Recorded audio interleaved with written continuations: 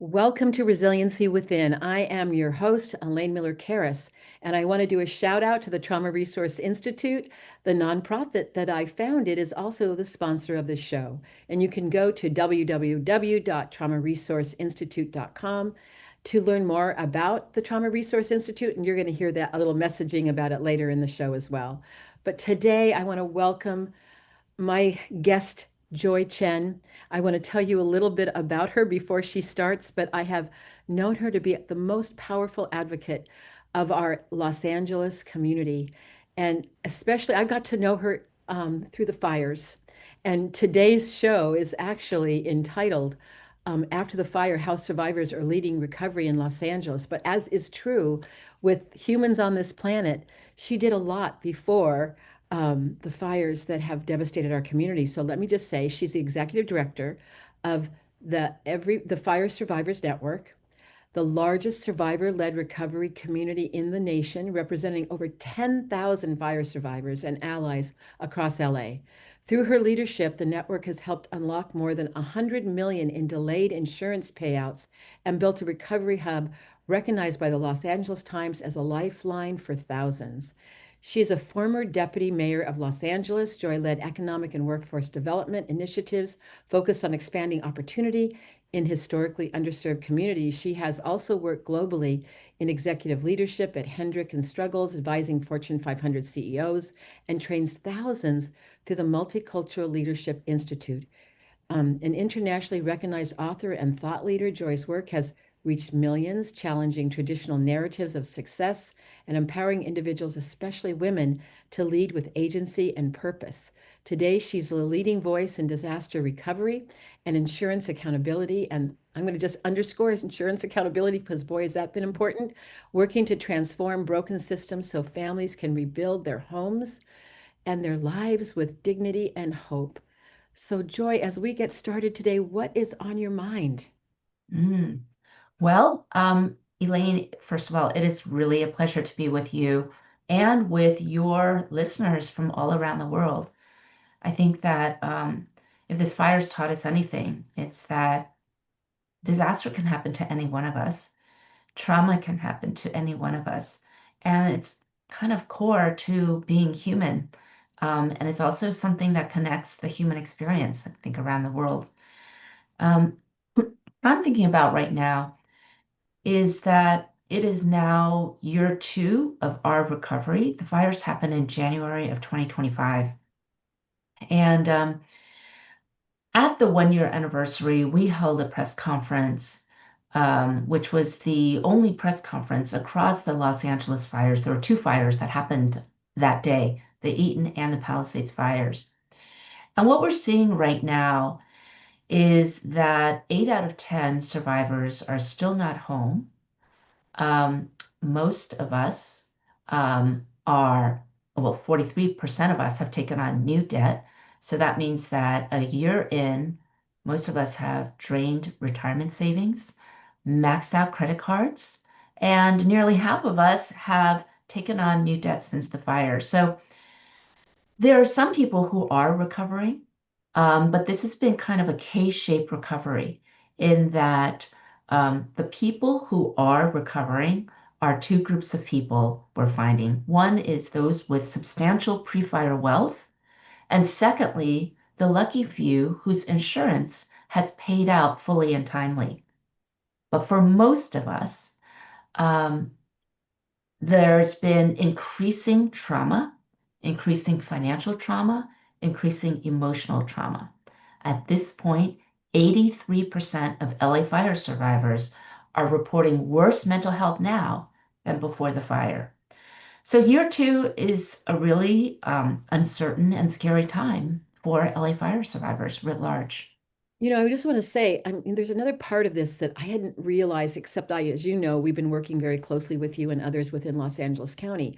And people say, oh, well, at least, they'll say to someone, oh, at least your house is still standing. Mm, If a house is still standing, does not mean that you're in your house.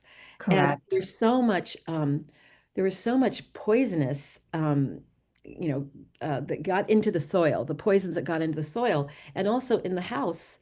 that the persons might not be able to go back to live in the house. And I got a call from a friend from Altadena that I've known for many years, and she's living in another part of California. And she says, Elaine, can you please refer me to a therapist? I'm just not doing well.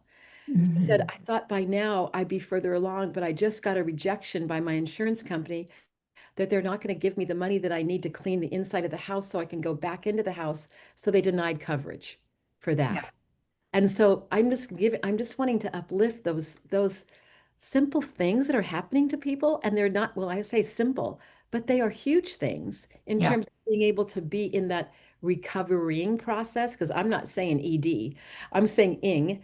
And some people haven't even started that because right. there's so many, there's so many barriers along the way. And I mean, I know you've worked very hard about with the insurance issues, and I don't know if you want to say a little bit about that. Sure. Well, the insurance delays and underpayments have been a huge barrier to this recovery. You pay your insurance premiums faithfully year after year with the expectation that if the worst ever happens, you will be protected. And what we found in the LA fire recovery is that 70% of insured LA fire survivors are having delays and underpayments that are impeding their entire recovery. The smoke damage issue that you are pointing out is a huge and real issue. So there's basically two groups of people, survivors. One is total loss survivors where the house burned down completely.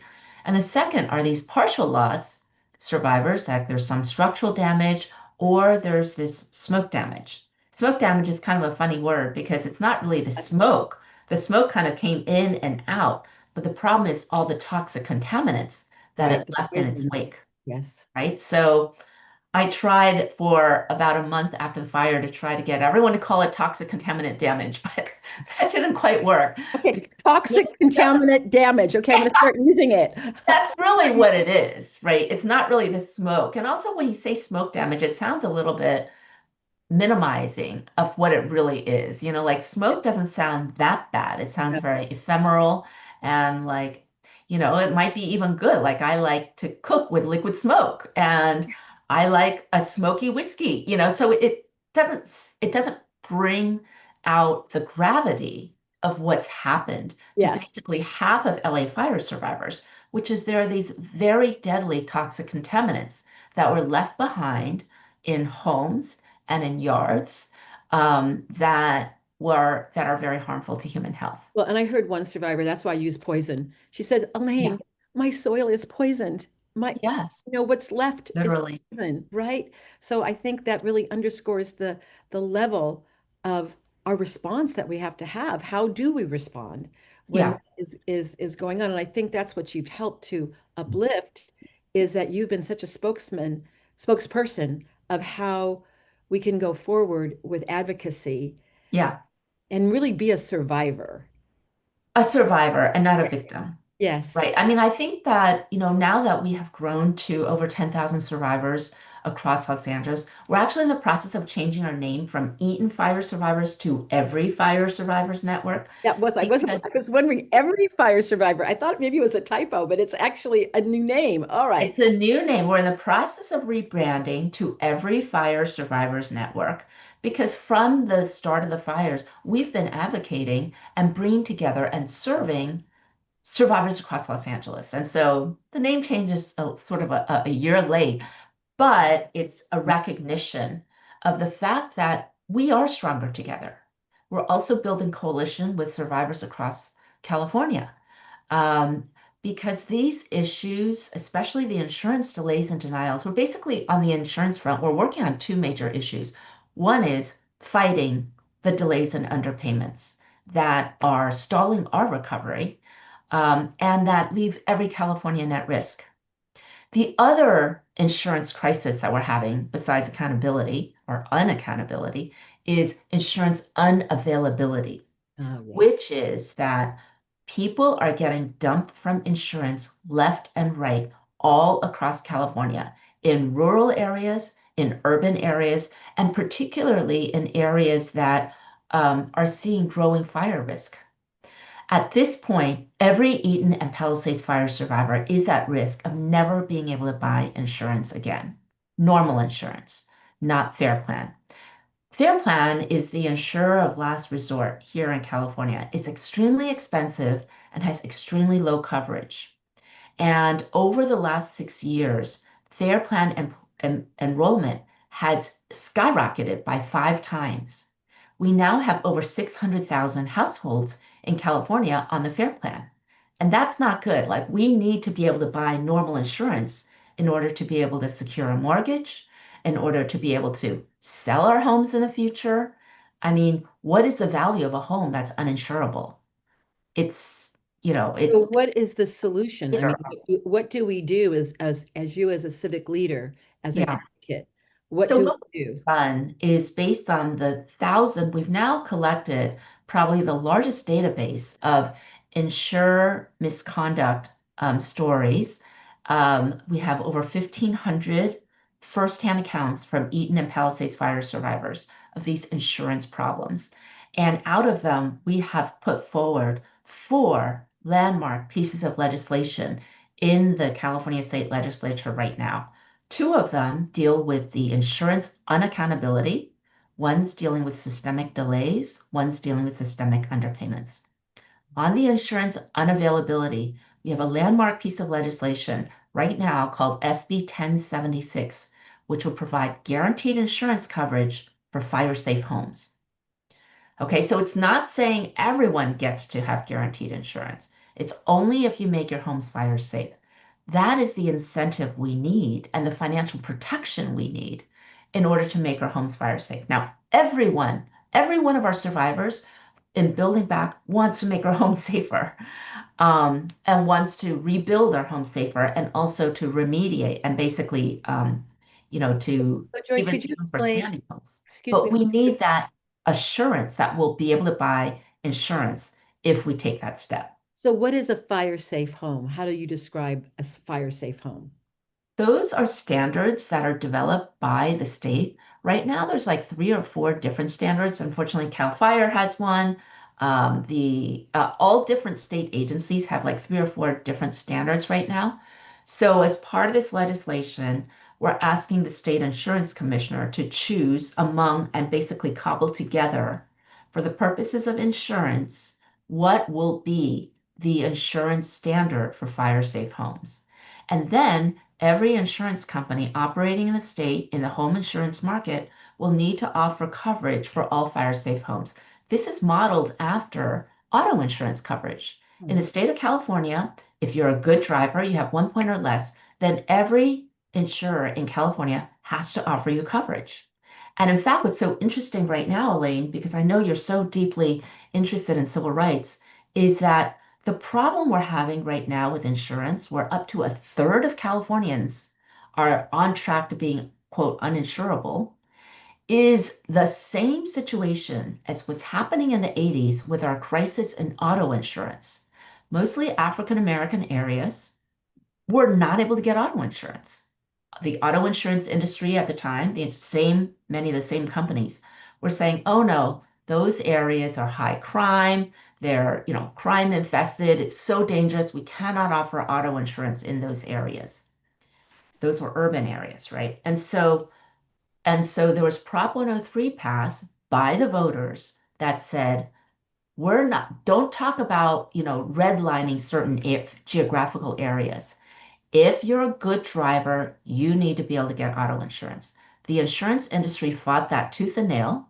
They said, we're going to pull out of California if this passes. Some of them pulled out for like 24 hours and they came back in because the market is so profitable. So now it's the insurance market has settled down. Everyone is able to get auto insurance if you're a good driver. And we want to do the same thing with home insurance. If you are a good homeowner, you make your home fire safe, you should be able to buy insurance. And if insurance companies don't comply with this, then they will be barred from the market for 3 years. This is a bill that we put forward, SB 1076, which the insurance industry has now targeted as the #1 bill they want to kill this year. Oh my So gosh. we've got So a big are fight up. there insurance companies that are kind of being in good faith that will say, we will cover you in California if you make your home fire safe or not? There are insurance companies that are continuing to write coverage, yes. But we want to give them even more incentive. They're not, they're giving us some like extra discounts for making our home fire safe, but we want to create a full market so it's not just one or two, that all insurance companies, and then we can have a market where they can price the product accordingly. Um, so that is that is something that we are building coalition with survivor groups. And the funny thing is that 85% of Californians in two different polls, they want this. They want guaranteed insurance coverage for fire safe homes. But the way the industry works is they quietly kill bills in committees before they even come out in public on the floor. So this very bill was put forward by President Pro Tem Mike McGuire at the time 2 years ago, and this was killed in committee before anyone even saw it. So right now we're working really hard to talk to Senate Insurance Committee members to try to help them to vote this out of committee because really insurance committees is where consumer protections oftentimes go to die. Well, so if there are Yeah. people listening, let's say from the state of California right now, Yeah, and it doesn't matter where you live. I mean, this is not just because you're recovering from the fires in Los Angeles, because we have a state, we've had fires up and down our state. correct. Can we do to help get this bill um, out of Well, limbo? thank you for asking. Yes, they are all listed at fixinsurance.org. So all four bills, and you can sign up your name. And if you're part of, you can add your name to it and put in your insurance story if you've got an insurance story. And we'll be using those like in our media anonymously. And if you are a member of an organization, we'd love to have your organizational endorsement. This is for all Californians, but it's also for every American Buddy, because yes. California is the nation's largest home insurance market. So what happens here really sets a stage for every American. Well, I So if think you we're are just an fires in American, Arizona. I think there's fires in Arizona right now as we're there's speaking. crazy fires happening in non-fire zones, non-designated fire zones. So if you're an American who pays insurance premiums, expects to be protected, or you're an American who wants to be able to be assured of being able to buy insurance, then please come on over, check out our four bills, and sign up your name in support at fixinsurance.org. So I'm wondering if we could maybe segue into another topic because we were talking before the Sure. show started. Because, Joy, I've just gotten to know you through Mm, the fire recovery. I'm very grateful for that since the fires have been so tragic. And yet, what I also say is what else is true. I've met some really amazing people that have been working hard in our community for years, but that I didn't know. And I would put you in that category mm, talking about your history and about, coming from a Chinese community and how you were raised and your life before our terrible fires in Los Angeles really shaped your perspectives about how to be an advocate. I'm wondering if you could share a little bit about that. mm. So I think it's a very inspiring story, and maybe people are out there going, well, maybe I could be a civic leader. Who knows? Well, thank you, Elaine.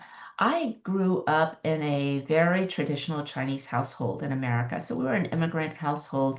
And I think that a lot of my growing up time was focused on the question of, we're just very isolated. And my parents had saved up all their money to buy a home in a good school district, which meant that we were kind of like the oddball Chinese family in a nearly all white district, public school district, of course. And I just remember as a child growing up, we're always trying to figure out how to get into mainstream American society. Everything always just seems slightly confusing. And I always had to translate for my family of, whatever, because my English is better than my parents' English. So it was always just trying to like, I had to do the translation language wise, but also culturally, but I couldn't really figure out what the heck was going on. So I really was an outsider, and I think I was very motivated to try to figure out how mainstream American society works so that I could get out there someday and do something with my career. And I think that that perspective really shaped us. The other thing is that I was really raised in a very collective mindset, which is very focused on we versus me. And I was growing up in a society which is American society is the most individualistic society in the world, which is great in so many ways. We have so many charismatic leaders, such entrepreneurial companies, but it's also kind of a society where it pays to speak up, right? The loudest voices in the room often win. And so fast forward, um, I was able to, in my 20s, had some really amazing mentors. And at age 31, I was suddenly appointed deputy mayor of Los Angeles. And I was looking over economic and workforce development.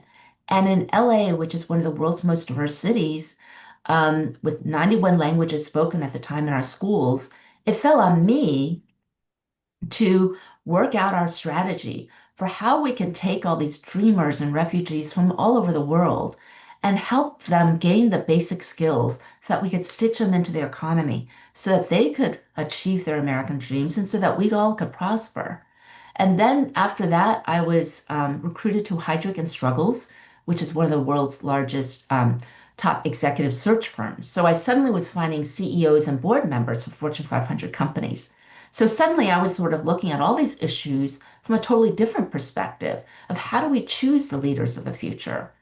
And that was really fascinating to look from the inside of Western society and to say, how can we systemically choose leaders that can be much more global in their outlook? During that time, I started a leadership blog, which went viral in China. And China's biggest publisher asked me to write a book for women. I wrote a book called Do Not Marry Before Age 30, which came out in 2011 and was a monster hit in China. And that brought me to China for the next 9 years as a speaker, a brand ambassador. And, Elaine, I know you're such a leading voice for women. And I think that for me, you worked so many places around the world. That was an amazing opportunity for me. Maybe we'll stop right there and just talk about being able to situate myself within Chinese society, working fully in Mandarin Chinese and empowering a generation of Chinese women. Um, the Wall Street Journal followed me around and, made a short video, which people might be interested in looking up, of calling me an icon for women in China. And that was so interesting because having grown up in a very traditional Chinese household, being able to go back to China, discover my own roots, to speak in the language of my upbringing, and to take the sort of feminist, more global and individualistic perspectives and help women to think about how to be more independent, how to realize the full possibility of our lives was really an exciting time. I spent my 40s doing that until the pandemic in China. Well, I'm just also really curious about this, and we're going to take a break in a few minutes, but maybe we can get your comment on this. But I'm just also seeing when you talk about growing up in, in a Chinese community and just the we aspect, which, I grew up in a in a community that was very similar. My mother was from El Salvador, so it was Mm, always the we versus the I, and it's yeah. like, what do we do for our family? What do we do for our community? We were also very involved in the Catholic Church, so that was just also Yes. the community. But Yeah. I also had this perspective of feeling different because no one was. I was, grew up in a city where I'm visiting right now, where I think my mother was the only Latino person that I knew in Saratoga, California at that time. And so, but I know it shaped my perspectives Yes. of that individualistic thinking of growing up in America, but it also imbued with this really, I think, wonderful cultural collective.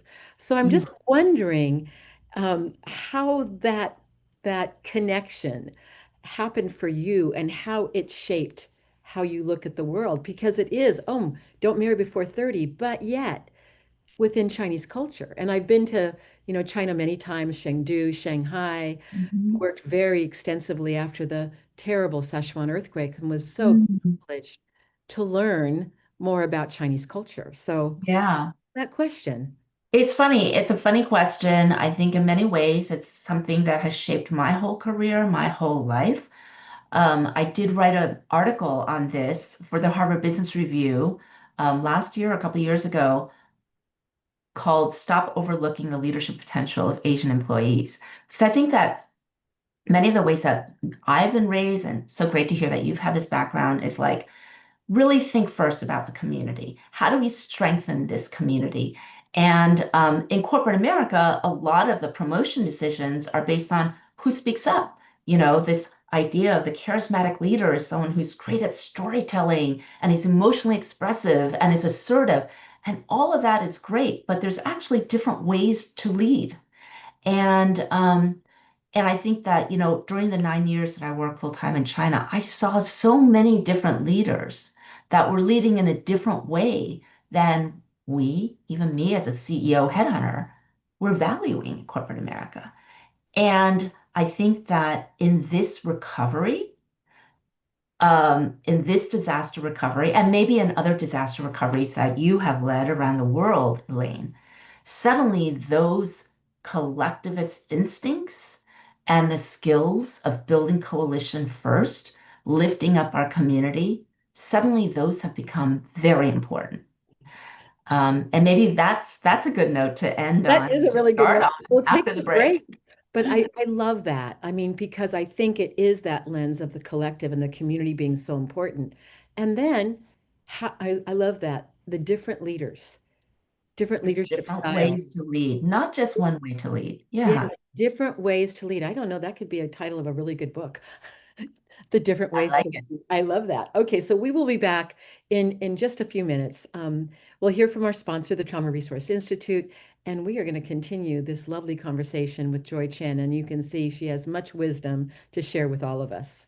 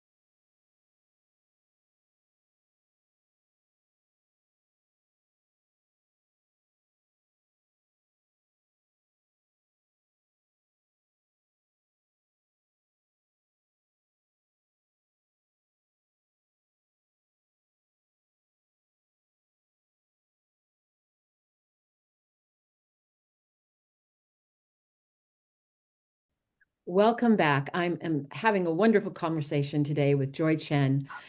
She's such an incredible community organizer and advocate. And we've been talking a little bit about history and her Chinese history and how the collective influences the lens of the work that she's done. I think actually similarly to the work that I've done, but also the importance of leadership and that individualism too that really needs to have kind of come together. But I want to say that the name of the organization that you're the executive director, because you're changing the name. I want to say it as we start the second half, is Every Fire Survivors Network. So Correct. we want people to start saying that. Right. So Yes, and you can find our website at efsurvivors.net, like everyfiresurvivors.net. So go to the website, learn more about what we're doing in Los Angeles, because I really do think what Joy is doing in LA and the leadership that she's had with many others is really a model that could be used all over the country, actually, maybe all over the world. Because Mm. I think that with the climate change that's happening throughout the world right now, more and more countries are experiencing these kinds of devastating fires. And what do we do as a world community? To address that and to come together to try to create safer um, communities and also that when something happens, I think this is, I wanted to ask you this question. You know, here Los Angeles County is an amazing county. We're in the richest state of the union. I think our economic picture in California is higher than most countries in the world. Yeah. And yet, when these fires hit us, we were not prepared for it, to the devastation of it. And so one of the things that I know that you are also working towards, and I also kind of want to kind of blend in, you know, your history too of going to China and that leadership aspect that came from that, is how do we um, create prevention? How do we create systems of collaboration? I mean, it's pretty amazing what's the collaboratory in Los Angeles. I am always Mhm. in awe of all the Angelinos that have come together to create support from one another, but that didn't exist in the same way Yeah. until fires hit. So anyway, so over to you. I know I'm asking you a number of questions Yeah. there, but you know, what are your thoughts about this?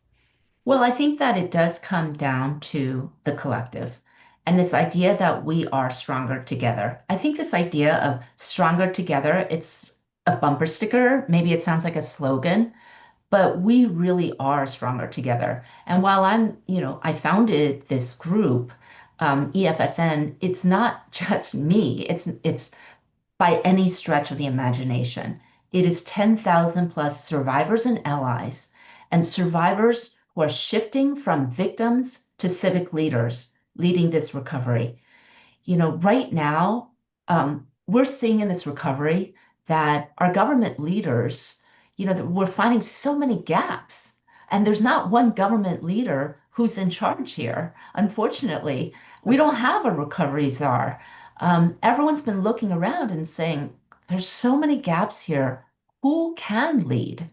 And we are seeing survivors step up as civic leaders. And I think that is, we are identifying the gaps. We are surfacing the evidence of insurer misconduct, for example. We've surfaced over 1,500 stories now, and there are clear patterns, and we've mapped them to the laws being broken. So should it have come down to us? Like, we never wanted to fight for our insurance rights while we're fighting to rebuild, while we're fighting to protect our children, while we're fighting to, go through the rebuilding process. No, we didn't want to have to take on these fights, but no one else was doing that. And what we've done is, bring survivors together, give survivors, individual survivors, a platform to be able to speak to their friends, speak to lawmakers, and basically use their voice to advocate for themselves and their community. So, it's not really about me, it's about this platform that we've created and these incredible thousands of courageous survivors who are stepping forward to lead this recovery. And I think that it's as far as how we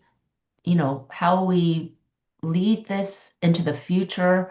We do hear from survivor groups all around the country who are just, shocked at how much we've done, how much we've held insurance companies accountable, how we've already unlocked over $100 million in delayed insurance payouts. I would say one thing is this ethos of coming together to collect evidence and to bring our voices together and to recover together. We have a Discord where thousands of survivors are recovering together every day, and we have people are organized around all different aspects of recovery inside our Discord. We moved from WhatsApp to Discord, and that has powered us because Discord is just a much more flexible technology. We can have millions of people on there for free. And so I think that technology has been a huge difference maker for us. We have a weekly newsletter where people, are keeping updated together. And and I think that these are easy things that communities across the country can also take into account. On the question of insurance, insurers have been delaying and underpaying disaster survivors for decades. But in order to keep up that misconduct, they depend on us being isolated and exhausted.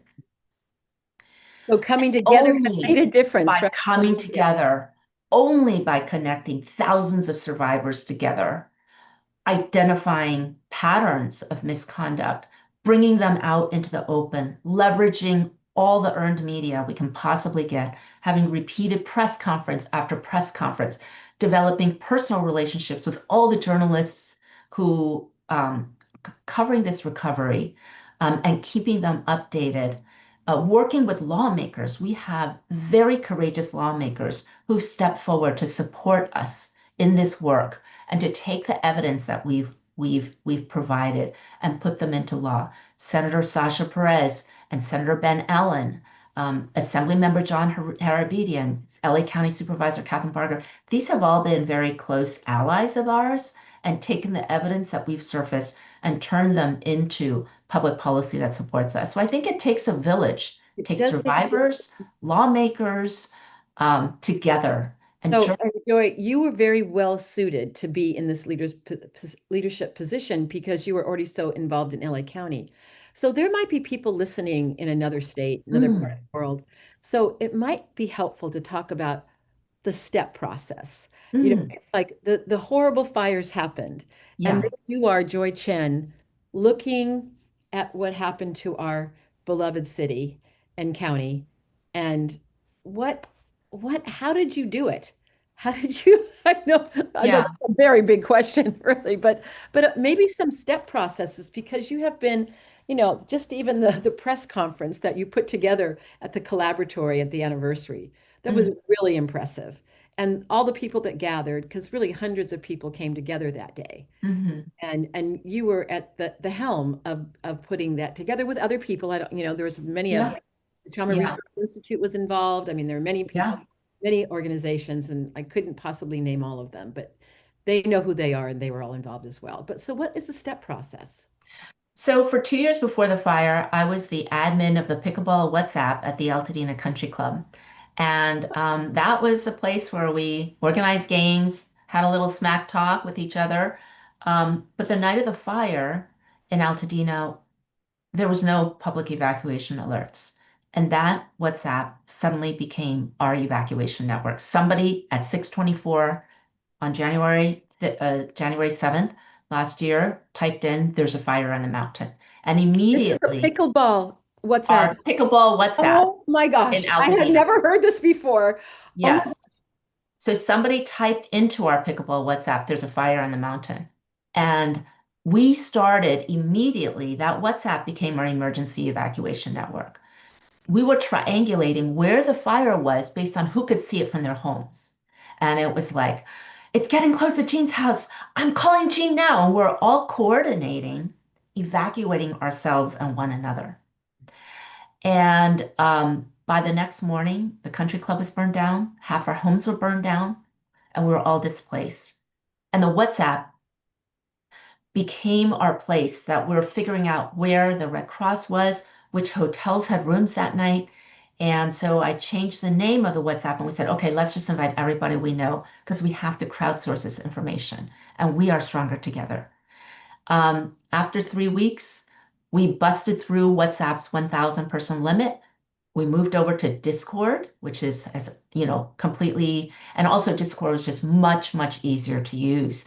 And so we set up channels. We have 50 different channels for all different topics like temporary housing, and whatever soils and debris removal.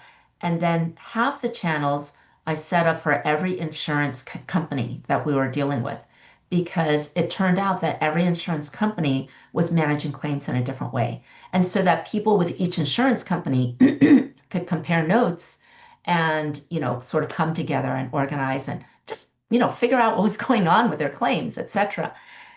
And a couple weeks after that, it became obvious to me that whether a family was recovering or not depended largely on which insurance company they were with. Oh, man. Yes. That we were all paying our claims for decades, but only some of us were getting access to the benefits that we were owed. And I was among the lucky ones. I was with USAA, which paid us out right away. And that's why, we're home. I'm back in my home now. But that's when we started sort of coming together. And so I started collecting stories, and I just developed a little website. I had to learn Squarespace, which is a very simple web design. I created my first page and I created my second page to collect people's stories. And then I had to figure out how to do a third page to actually post people's stories. And it just kind of grew from there, Elaine. I think that and then our first press conference was in April. And I'd never hosted a press conference in my life. As a former deputy mayor, I've My been gosh, to I thought I just had assumed that you had done that when you were the deputy mayor. No, I mean, we had a comms team who did all that. So but as a deputy mayor, I've been to a lot of like sad press conferences where the only camera that's there is a city view, like the city's own TV station. There's nobody there. You're just talking to the, city station that nobody pays attention to. But, from the beginning of these fires, we've been like developing relationships with journalists who cover this. Um, Anytime a journalist, sort of just trying to get to know them, and just offering them, anytime you want to write about this recovery, I will provide you survivors. You want to write about soils, you want to write about schools, whatever. So we've been developing a database of survivors. We call it the Survivor Media Corps. We have over 90 survivors in there, willing to talk about any topic. Can I pause you just for a second? I Yeah, just want to underscore how important this is because we know, we see it on the news. When the fires happened, we were all over the national news, the local yeah, news. But then in a very short window, they're gone. they're gone. Yeah, And and the suffering is just starting. And yes, we need attention sometimes to yeah. get people to listen. So creating this bucket of people of the 90, I'm going to call them the group of 90. Survivor Media Corps. Yeah, Yeah, Survivor Media Corps, that becomes essential because the yes. recovering is really, and I've been all over the world after disasters, it takes years. And if we Yes, don't keep the interest in the media up, then people sometimes in Sacramento do not listen. And when exactly. we do that, continues to put the pressure points in, like for this legislation that we're talking about wanting to pass. So Exactly. We just can't want to do say, it so without survivors. and I just want to say is you didn't have that experience. You created the experience of your chutzpah of getting people here and talking to them. And so you don't have to know everything in order No. to do it. That's what I just want to emphasize that. Yeah. No, I never organized a press conference before. Like I've shown up at press conferences, so I've seen it. But, it was at every step of the way, I think I was looking around and being like, oh gosh, somebody should do a press conference with all this survivor evidence. And I was like, who's going to do it? Well, I guess I'll do it. So I think every step of the way, it was like, well, I might never have done it before, but I guess I'll just try, and I think a lot of experimenting and iterating. The press conference that you went to, our 1 year press conference, it's available on our website. Millions of people around the world learn about the LA recovery through snippets of that press conference or watching the whole press conference. And that was probably our seventh or eighth press conference. So I think, we learned a lot along the way. But the first one, I've never done one before, and so we, made a bunch of mistakes. And I think, every time we're just iterating. And so I think that having a feeling like don't let the perfect be the enemy of the good, just like, well, we'll just do our best and keep on learning, has really driven this whole process of building the nation's largest survivor recovery hub I think we now. could be Yeah. perfectly imperfect, is what I say. But I also want to say Mhm. one more thing about that gathering, because it also was very clear that we also wanted a space where survivors could come and not be on camera. Yes. So talk a little bit about how we, in with intention.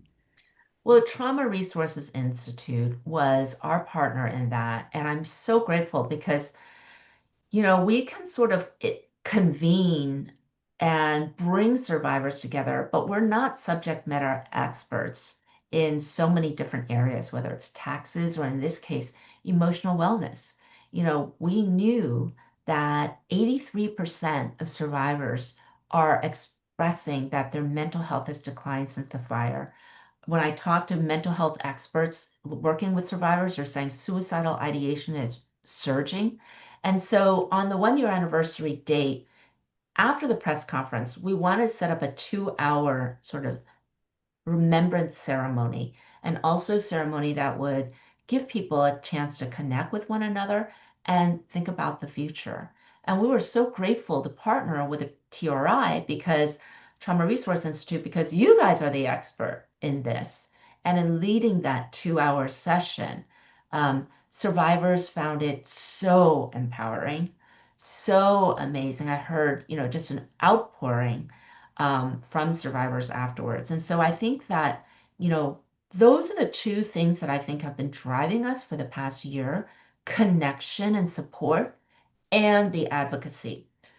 One thing I'll also say about the advocacy is that research shows that after so much loss, when people are given an opportunity to advocate for themselves and for their community, that actually accelerates their emotional recovery.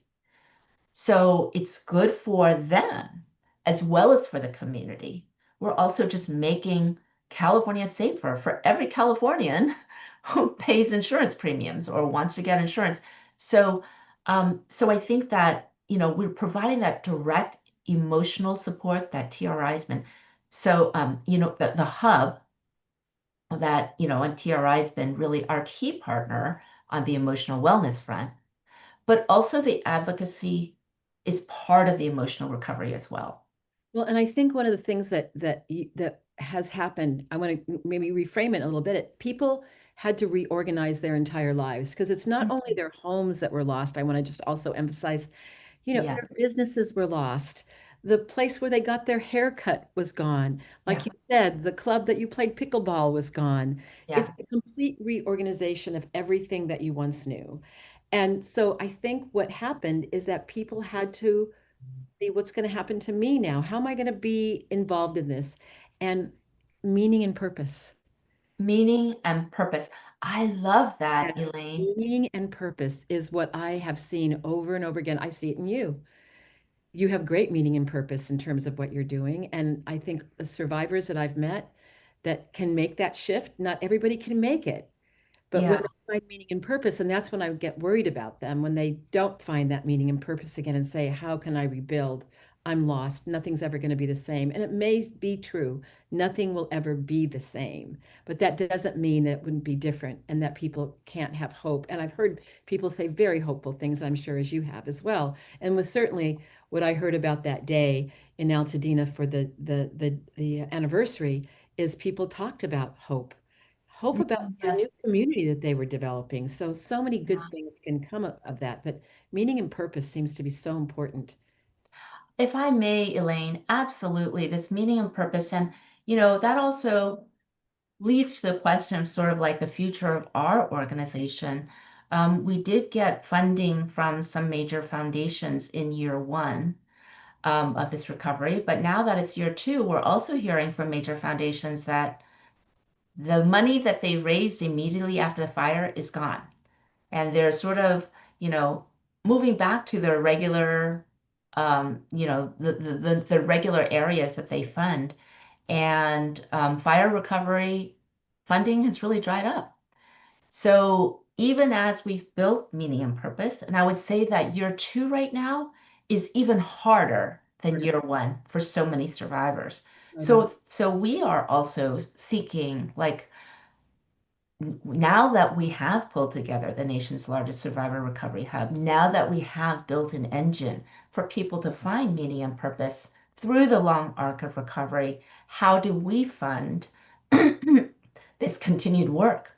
To be able to give survivors this hub and also to have opportunities. And we want to grow the survivor media core. We want to grow the ability for survivors to be able to advocate for themselves and others. So that's something that we are actively seeking right now is funding to continue and expand this work. Yeah, I think that we're doing the same, of course, and we're hoping to do some things in partnership. But that Yeah. is, again, why in terms of having the press conference, to keep the public knowledgeable of what's happening, because people are suffering to a greater degree now, because Yes. people are weary. Yes. They're weary, but I also we only oh my goodness, I can't believe we just have a few minutes left. It just seemed like the second half went by in like 2 minutes. Yeah. Joy, I would like to invite you to come back again so that we can continue Yeah. this conversation. Because I don't feel like we got to cover everything that I Yeah. think is important to cover. But I want to, in a couple minutes, what do you want to say? I want to give you really the final Mm. words of what you want to say about what you've been doing and about the recovering, the process that you've been through, that we've all been through the last year and 3 months now. Yeah. Well, thank you. I think that right now, year two is harder than year one because we're at a point, and it comes down to money. One of the major factors is that recovery follows the money. The LA Times did a analysis of the five major fires before this fire. They all happened between 2017 and 2020 in California. And 8 years later, only 38% of homes have been rebuilt. Yeah. And the number one factor in whether a family recovered or not, rebuilt or not, was whether their insurance payouts paid out timely.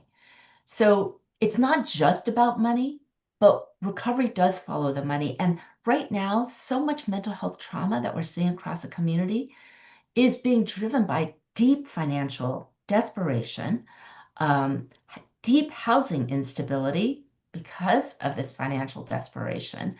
And and it's not just that, right? It's just everything else. As you say, people are completely unmoored from the lives that they had before the fire. So it's the world's attention has been waning. Philanthropic attention has been waning as the needs have continued to grow. So I'm grateful for your partnership, Elaine, for the TRI that you've continued to work here, and we hope that the world will continue to keep their eyes on and support through our legislative efforts and in every way keep us in your hearts. Well, Joy, I just want to say as we end today, just a deep bow to you and your leadership and all the people that have come together in our community in Los Angeles. And I'm hoping that our world community can learn a little bit about how they might be able to replicate some of the things that we have done in Los Angeles. And also, I always end with what else is true. Yes, we are suffering still. And we also have learned from each other about how we can come together as one community and continue to work to hopefully create more opportunities for hope and for meaning and purpose. So this is Indeed. Elaine Miller Kara signing off for Resiliency Within. And again, a deep thank you to Joy Chen and all the work that she's been doing. Thank you, Elaine. Thank you for your partnership in all things. You're welcome.